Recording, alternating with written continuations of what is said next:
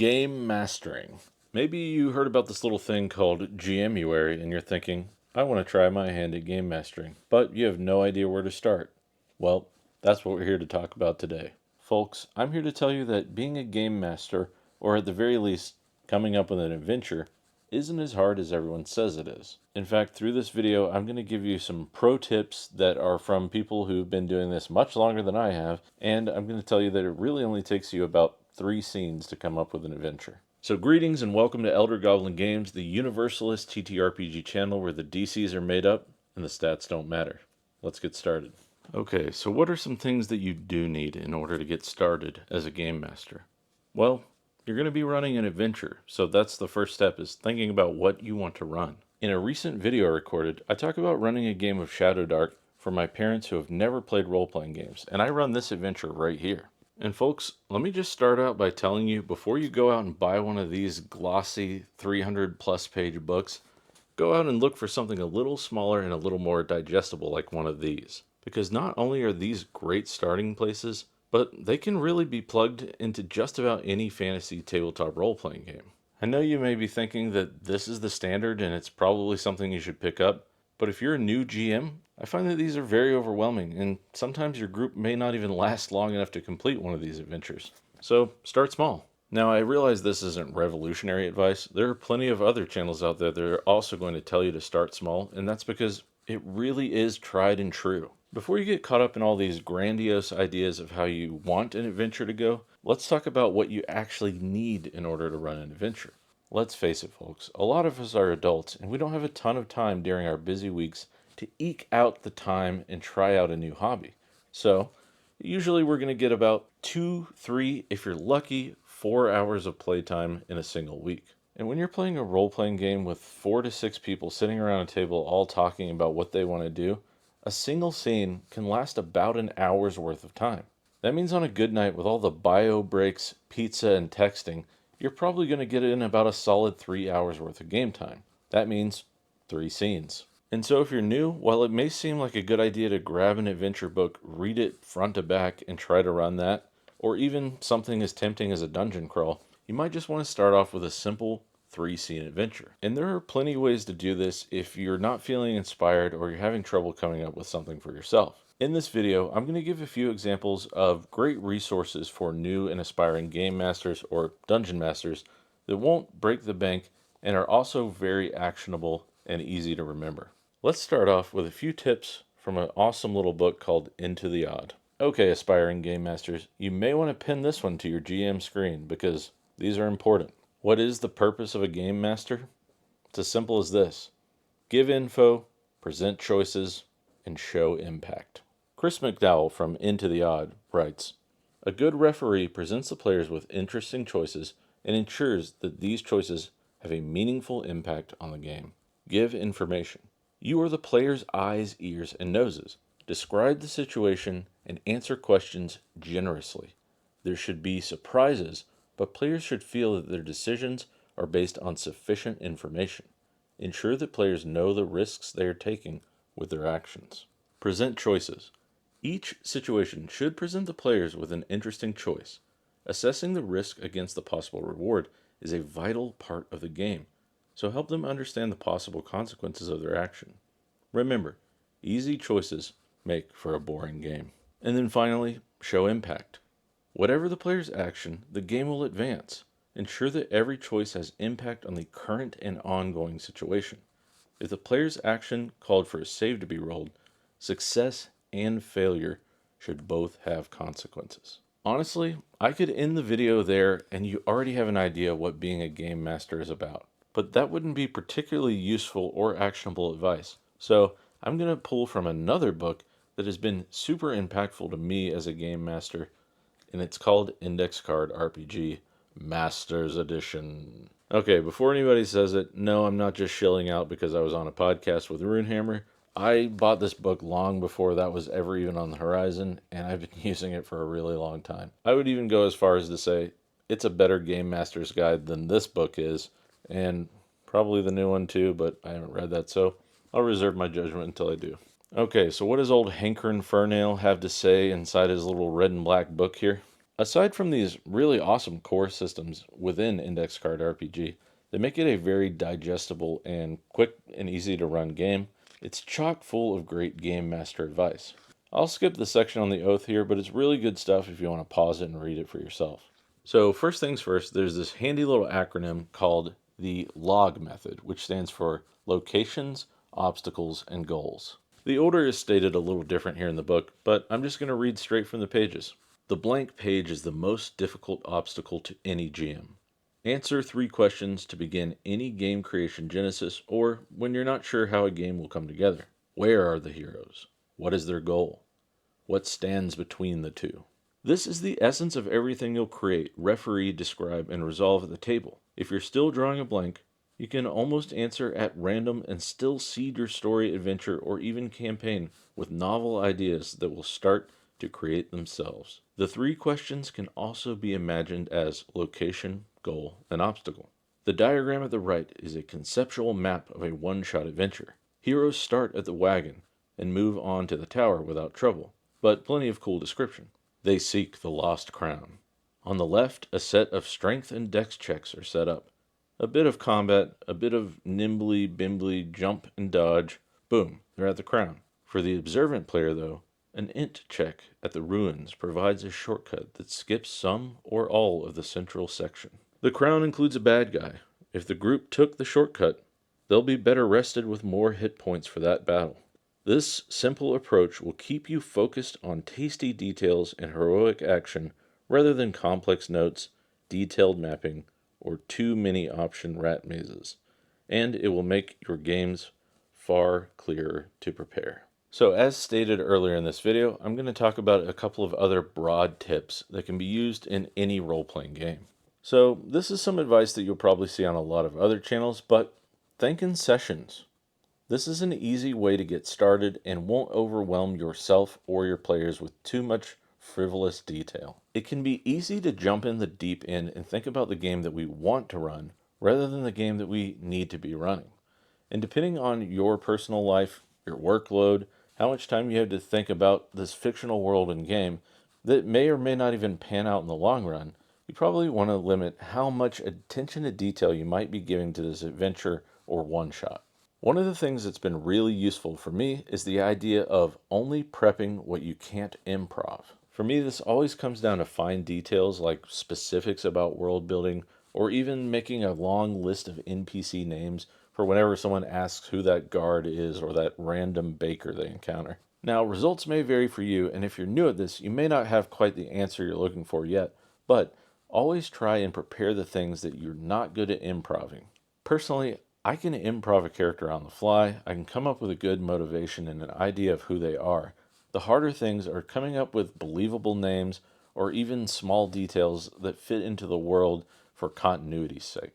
Also, I often find myself using books like Knave a lot of the times for things like dungeon dressing, monster details, or even mundane items to stock in your adventures. And third, we talked about this a little bit earlier, but creating a 3 to 4 scene adventure. I won't go into great detail about this again, but I've run plenty of adventures that went way too long for a one-shot or a special occasion, and what always happens is that I plan way more scenes than is necessary. If you only have 2, 3, even 4 hours, sometimes it's hard to cram even 3 scenes into a single adventure. And I've come to find that it's usually better to err on the side of having a little less than too much. You don't want your players falling asleep, checking their phones and seeing when it's time to go. Trust me when I say, especially if you're new to this, timing is going to be one of the hardest things to get down. Pacing is one of those things that can really make or break a game, and it's going to take time and experience before you really figure out the ins and outs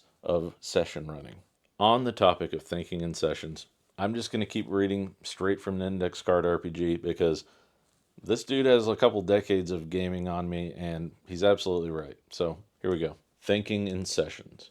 Many GMs find themselves swamped when trying to plan or imagine massive, sprawling worlds for their players to explore. There is a far simpler method that will lead to better detail, less awkward exposition, and more player-generated nuance. It is the art of the session. One of the many problems of campaign-level thinking is that it defers wonder and excitement until later. The session-minded GM wants the fun now, tonight. Only play one session at a time. Pull all your enthusiasm and idea power into a single night of play. Watch the wonders unfold and let the story form. In time, you'll have an intuitive feel for how much play fits a night for your group, what drags out, what goes by too fast, and so on.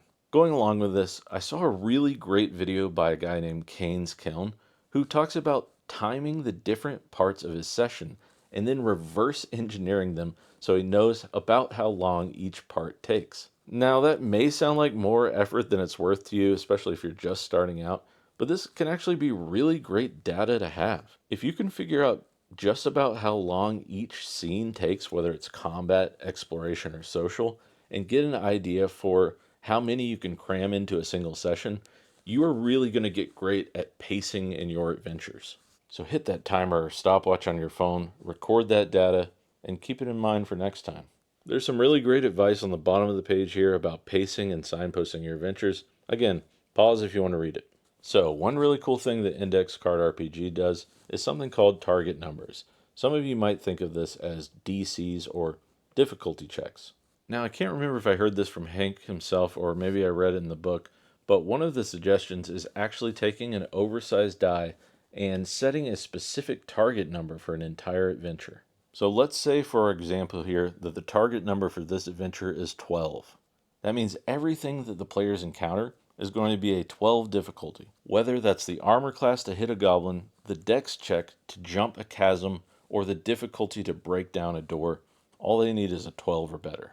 But let's say they encounter an elite monster somewhere within that dungeon. Well, maybe you decide that that is a harder challenge and therefore it gets a +3. And of course, there are plenty of goblin mooks at the door with splintered shields and broken hafts. Well, those are going to be an easy challenge, which is a -3.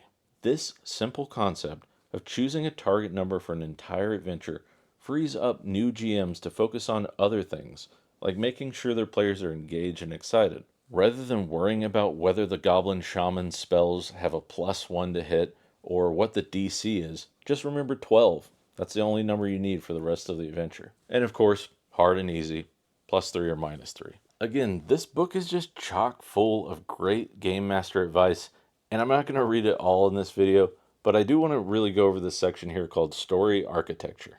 Now, the story architecture builds on the grounding principle of Index RPG, which is using physical index cards to represent different obstacles within different scenes. There's actually a really great video by Professor Dungeon Master where he talks about the core ideas of Index Card RPG, but I'll let you go over there and check it out if you really want to dig into it. But for now, I'm going to focus on the story architecture part. Imagine the layout of index cards below as your session of gameplay, and each card is an event, moment, scene, battle, or obstacle. It's almost like a tarot reading. Your job is to fill in with ideas, then explain how they make an adventure. And then we have a graph that's really great for getting this idea across. So what are all these fancy numbers about? Well, let's start with number 1, the stakes or setup. Kick things off with a bang. If we don't X, then Y will happen. And Y is very bad. Get there. You and your players find a way to get to the location. Horses, a starship. Be brief and set the scene with a vivid description. Meet the enemy. Here's your first fight or obstacle. Give it teeth. I'll pause really quick right here to just say, pay close attention, new Game Masters, because these ideas right here are enough to create an adventure on the fly with just a few core ideas. 4 and 5, skill checks, to reach the heart of the matter. Have them climb, dig, hack, or swim their way to the core of the problem.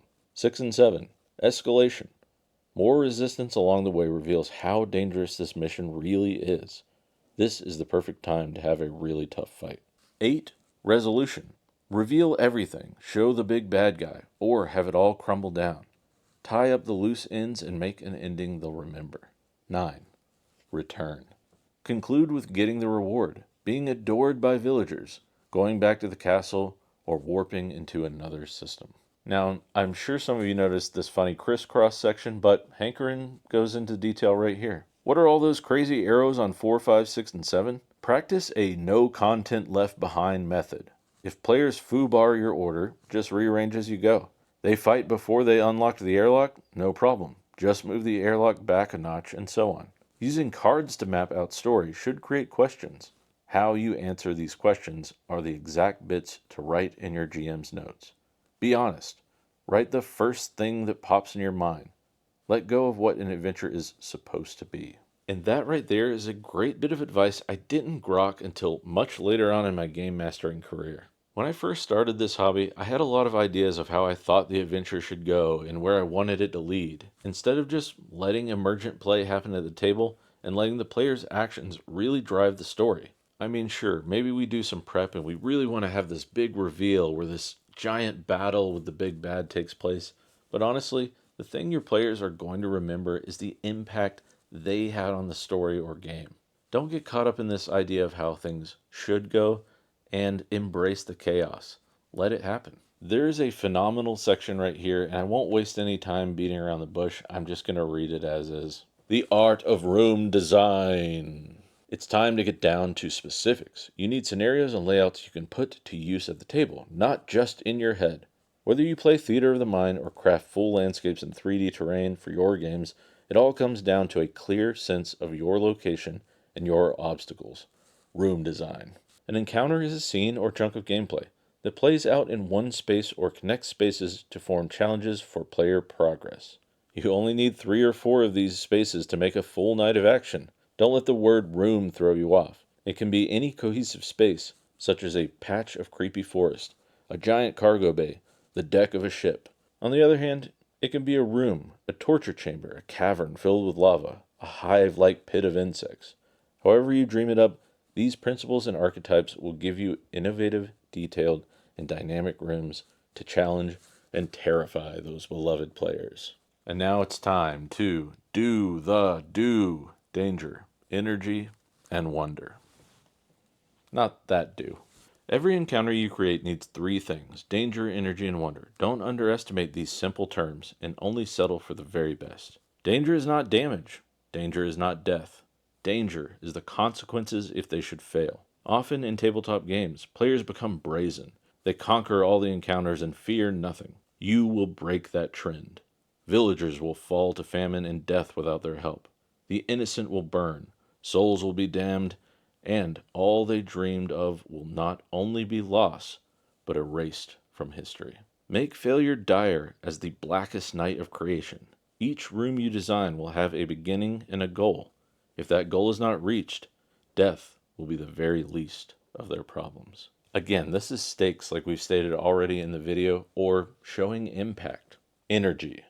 There's no overstating the importance of a boisterous, engaging group and GM to make a session great. Ensure that your encounters have sustained energy by keeping your notes brief and easy to recall. I can't emphasize this point enough. I've started using just bullet point notes to run my sessions. Move from turn to turn with excitement, and always call character names, not player names. Keep eyes and ears right there with you. Enhance things they find interesting and discard whatever leaves them flat. After each encounter, players should be dying for a break. Make it intense. Look, I'll be frank, I'm not always the most energetic GM. This is actually something I struggle with. But I try to turn that energy up to 11, especially at the most critical moments of an adventure. Don't forget to look around the table at your players. Look them in the eye and see if you're losing them. Like Matt Colville says in one of his videos, if people start to fade, orcs attack. Wonder. Many GMs master the first 2 do principles. So why do so many games fizzle? Often it is a lack of wonder. Wonder is the most challenging area for the GM to create. It is the imagery and descriptions that are awe-inspiring to visualize. Colossal objects in space, dizzying pits in hell, seas of monsters, or scenes of abject terror writ large. Whatever you're seeing, take one piece and make it grand. Make it ancient, gigantic, crumbling, burning, infested, arcane, or arachnid. Tell them of the sweeping waves crashing like thunder, the soaring black wings in a tornado of fire, or an anchor the size of a city slammed into the stone like a hammer of the gods. Show them the world is older than time and more profound than lost love. Hide a god in a flower or cast them across the centuries with a kiss. In tabletop games, there is no limit to what you can conjure, so go big or go home. The easiest way to do this, all that hugeness aside, is with the creatures they encounter. Let them battle the giant, the mutated, the flaming, or the spectral. Don't limit their foes to evil humanoids, scores of anonymous orcs, or disposable zombies. Surprise and amaze them. Here's where your knowledge of movies, history, world culture, and literature will come in handy. The players should look back on their exploits and shake their heads with disbelief. Remember that time? So in an older video of mine, I talk about making every creature and encounter unique. If you're going to throw goblins at your players, make them alchemist goblins or covered in a goo-like ectoplasm. Or maybe they're frenzied blood mages and every time they get cut, they explode with blood fire. Whatever you do, don't throw stock standard goblins and orcs at your party. Make them unique in some way. Turn things up to the weird and keep it interesting. Okay, here's another really solid bit of advice for any tabletop role-playing game. It's called the 3 T's. Timers. Get started by inventing some inevitable danger or event. The danger can be unknown or out in the open. I suggest out in the open. Roll your d4 and place it in view. On each GM turn, reduce it by 1. When it counts to 0, the something happens. This die is also known as the suspense die. Also consider ticking your timer down early when a roll is failed or something happens to accelerate the impending doom. Here are a few great examples. Using timers has unlimited applications for lending imminence to any situation. So learn that a 1 is terrible and a 4 worth a breath of relief. Or is it? Threats. This is the easy part. Every room has a monster, a trap, a fireball, or some kind of damage doer set to kill, eat, or capture hapless victims. Keep your GM notes simple by listing threat, bugbear, spikes. The rest can live in your doodle map or be improvised on your table. Then we have some great examples of threats. Treats. Every puzzle has its solution. Every smog its missing scale. That little shrub in the corner with the healing berries, the hidden lever that releases the boulders, or the crumbling pillar that can be toppled into the iron gate. These are examples of treats to balance out your encounters and give players an edge. For each room you create, plant at least one treat to be discovered. Maybe it's in plain sight or requires a scouting check to spot. It may be an environmental detail or a device that can be turned against its master. Skilled players will soon learn to seek answers beyond brute force. If they start asking, "Where's the treat here?" you might be a bit too obvious with your designs. But it's still better than a world not worth investigating. Encourage them to look for clues by making clues the keys to victory. This is the art of the treat. And then we have some great examples of treats that you can add to your encounters. Also, I don't want to just breeze past this encounter architecture section because it is truly an amazing outside-the-box way of thinking of your encounters, but I don't want to just completely cover index card RPG in this video. There are plenty of other ways to think about GMing outside of this, but I really just wanted to take a deep dive into this book as a sort of game master's guide. But yeah, you can just see on the pages here the quick and easy way that Hankerin describes things like positive and negative space, creative doors, and something he calls overmeta. But it's really fascinating to look at the way he sets up these different kinds of encounters and breaks them down into really their core elements. Things like barriers, the tangle, locks, kite, pinch, ambush, a siege, a tightrope, an ally kite, or even just the standard old duel. They're just really solid frameworks for setting up different kind of encounters, and I'm sure that they will create fresh and new ideas as soon as you start to read them. Then we go into a ton of more specific advice over some of the other topics we've covered already in this video, but I do want to stop here and talk a little bit about why I chose to highlight this specific book, and that's because of something that's called the index card way. The index card way is about the big picture, scenes as bullets, the cast, and the map. Adventure building the index card way. Time to bring things to the table. You need to build an adventure. icrpg favors simplicity. If anything is too complex to run from memory, it's too complicated. Here's how all the icrpg adventures from years past are built. And of course, a special mention here to the brilliant 5-room dungeon method of roleplayingtips.com. The whole truth. To get started, you need the bird's eye view of your idea. This is all the secrets, the big twists, villains, and scenery in your idea. Grab a trusty index card and write down the big picture. Don't try to be clever or interesting, just the facts. A starship is imbued by evil energies while crazy lizard mutants run amok on board.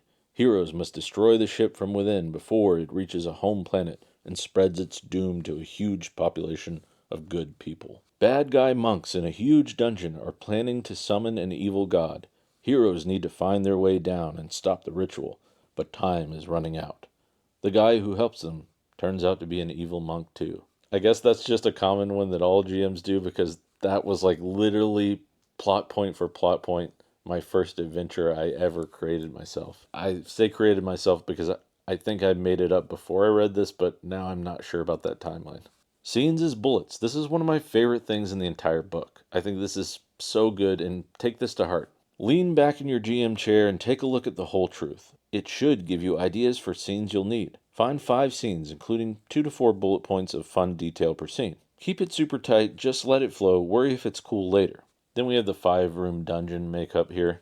The Guardian, a roleplay challenge, a big setback, the climactic battle, rewards, and a twist. Casting call. Now that you have a sense of what scenes make an idea work, you probably already know what characters and creatures occupy those scenes. Take a moment to write each one down on an index card. You'll need a few NPCs, a few bad guys, and something a little tougher to mix it up. If it's too much for an index card, it's too much for you. Here are a few examples. Now for the coolest part, maps. Whether players see your maps or not, you'll need a sense of where the action takes place. Some will be tools to help you describe things, others literal, mechanical design ideas. Try mapping from the side or using bullet points or concept art to capture your ideas from the whole truth. Don't worry about measuring out 5-foot squares or perfect grids. The best maps work like a sound stage in a play or a set in a movie. They are the backdrop that references the mood and gives players ideas to roleplay. Now you're ready. So go back to being an amazing GM and fear no evil. And just to go along with this idea here, I used to draw these really hyper detailed maps, and it's really true that whatever you draw is whatever your players will interact with. Sometimes just having a blank room or the idea of what pieces are in the room are better than drawing out all the fine details. Now, there are plenty of other great tips inside of this book, but honestly, you should just check it out for yourself. It's a great game, and it's chock full of great GM advice. Once again, I'm not being paid by any of these companies to talk about these books. I bought them of my own free will myself. And yeah, I'm in a podcast with Hankerin, but that was a recent development. I've had this book forever.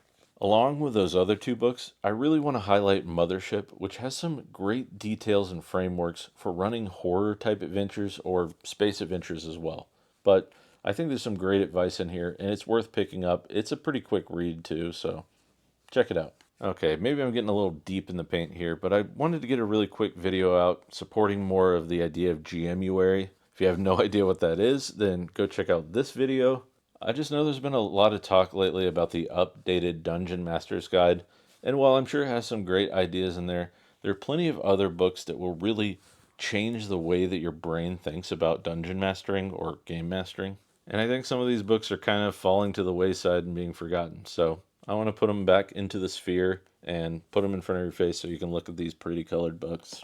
That's it for this video. Go check out the Discord. Let's have some discussions. Check out my Patreon if you're interested in a Shadow Dark West Marches game. And, like this video, I also keep forgetting that I have YouTube memberships. So I'm going to be interacting with that a little bit more in the future. Sign up if you're interested in that sort of thing. Do all the regular YouTube stuff. Yeah, I'm a YouTuber. Okay, well, daylight savings is really making my brain all loopy-whoopy, so I think I'm done. Hopefully you've enjoyed this video. Go check out some of my other videos. And if you're a dungeon tuber out there and you want to collaborate a little bit on GMuary stuff, hit me up. Let me know. Give me a call. Send me a text. Hit me up. Find me on Discord, whatever. All right, folks, that's it for today. And as always, remember, make mistakes, choose chaos, and have fun.